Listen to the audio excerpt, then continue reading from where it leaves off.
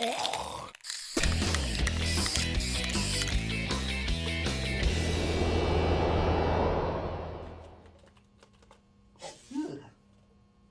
this on? Who turned this on? Who am I talking to? There's no one here but me and the shadow people. Welcome to Reckless Disagreement, the only show on the internet you can trust. I'm your host. I'm slowly starving to death in my self-made prison. And here's a clip from Buffy the Vampire Slayer where she discovers a dark secret about an evil corporation. The double meat medley is vegetables? How do you know that? She's immediately offered a bribe, You want money?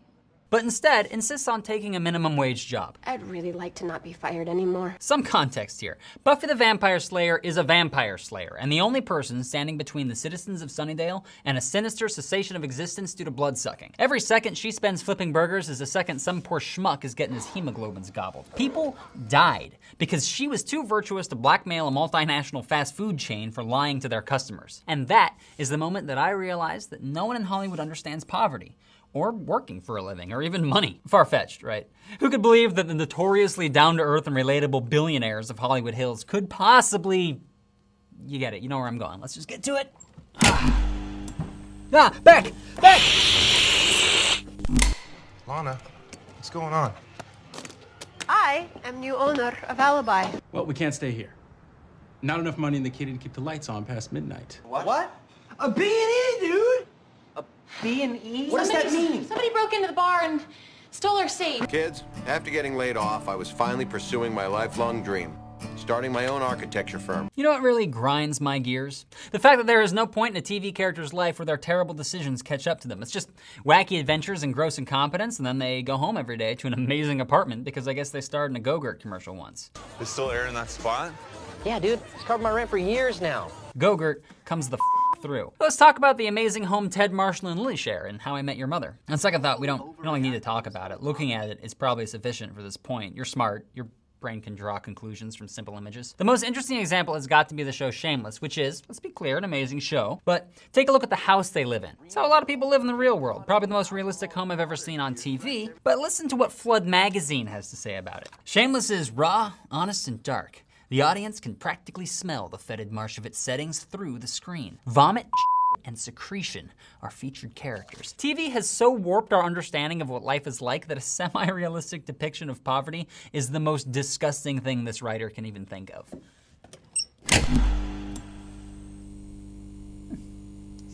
I wonder what it'd be like to live there and have servants and valets. Oh, sure. People who tell you where to go and how to dress. That's better than here. You're always scraping for food and ducking the guards. I understand that a movie about a genie and a flying carpet doesn't also need to be a sober reflection on class structure, but maybe it's weird to say that princesses who are sick of being told what to do have less to complain about than a guy who, in his own words, has gotta eat to live, gotta steal to eat, tell you all about it when he's got the time. Assistant Professor Jesse Stribe at Duke University conducted a study of every G-rated Disney movie to make over $100 million and found that the big theme is that inequality is benign, proving that what I do for a living is just like being a professor at Duke, Mom. Also, thanks for watching, Mom. In Snow White, the 7 dwarves sing their way to work every day. The citizens of Belle's quiet provincial town love living in the crushing poverty of 17th century France. I know that the point is supposed to be that money can't buy happiness, but it ends up being that the poor are on an even footing with the rich, which, I believe that's wrong. You can probably find a study somewhere. It's not just fairy tales. In the first Iron Man, Tony Stark nobly shuts down all weapons manufacturing in his weapons manufacturing business, and the TV tells him that his entire corporation is doomed. But by the next movie, his clothes are fancier, his gadgets are only cooler, and his business is more profitable than ever. Both Daredevil and Sherlock are shows about superheroes who live in really dope apartments, even though they only take cases they find interesting or morally challenging in some way. Foggy in particular is always worried about money, but only because he's the annoying fat wrong character. Because who would worry about money? A loser? It's way better to just put on a mask and punch whatever you hear.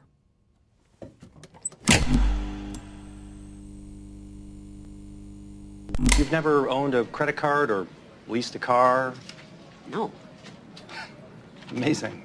Hey, not really. 1 in 10 Americans have a credit score of 0. That's 45 million people. Among folks Fiona's age, that number spikes to more like 4 in 10. You can open up a credit card account, take an advance of $1,000, pay it back tomorrow, and you're an excellent credit risk. That's ridiculous too. Fiona's not an excellent credit risk. She has no payment history. and no long-term accounts. You know, 78% of Americans don't know that length of credit history is an important part of your score, or that closing off older accounts will hurt that score. Just gave you valuable financial advice in this comedy video. Bet you didn't see that coming. I'm full of surprises. You love me. Managing your credit properly can give you a huge advantage, but only if you're the type of weirdo who likes to own cars or homes or not pay ridiculous interest rates. And remember, Shameless is the realistic show. Let's go through some times wacky characters casually ruined their lives for a quick joke. Give me this credit card and said whoever was checking people in to let me in the hotel room. Now listen, I already transferred a $3,000 balance from the Valley Federal card over to my Spring Mills Mutual card because I had an $8,000 limit.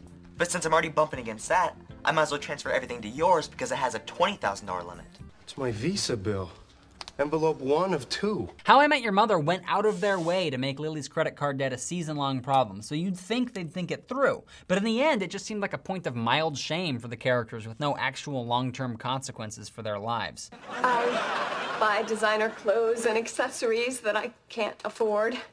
I have 15 credit cards and they're all maxed out. After Marshall and Lily bought an apartment at a ridiculous 16% interest rate, it turned out fine, instead of the kind of thing that would ruin you forever, because Marshall just happened to stumble into a killer high-paying lawyer job where the only downside is that it's evil and crushing him. Never mind that most people would gladly take an evil, soul-crushing job in exchange for benefits and financial security, because the alternative is usually an evil, soul-crushing job that doesn't have benefits or security, and will also destroy you physically because you're working with dangerous chemicals or carting around thousands of pounds of bricks like Lip did in his summer vacation in Shameless. Hey, Shameless is pretty good for the most part, right? It's not just me calling it the best depiction of poverty in TV, so let's talk about how Shameless makes poor people look like dicks.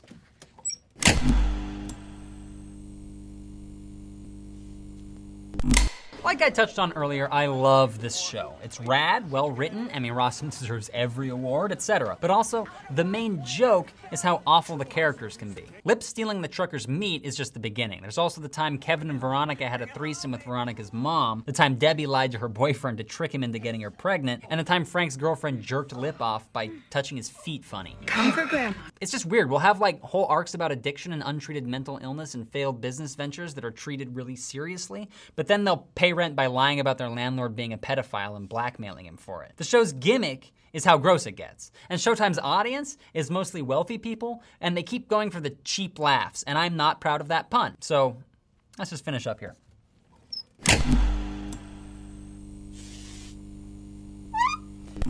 The overall message we're sending is that money is easy to manage and unimportant, and that poor people are lazy and gross. I get this is all escapist fantasy, but finances are a pretty important topic for everyone to consistently get this wrong. So the question is, what do we do about it? You know, this is an important issue, and this is the internet, so we gotta take it seriously. I know. I'll ask the shadow people. They seem to have their shit more or less together. Come to me, my shadow friends. We have much to discuss. Hey, thanks for watching our video. Hit the C in the middle to subscribe and hit the little bell to be notified when there's gonna be more videos. And then leave a comment telling me what this does. Nothing, doesn't do anything.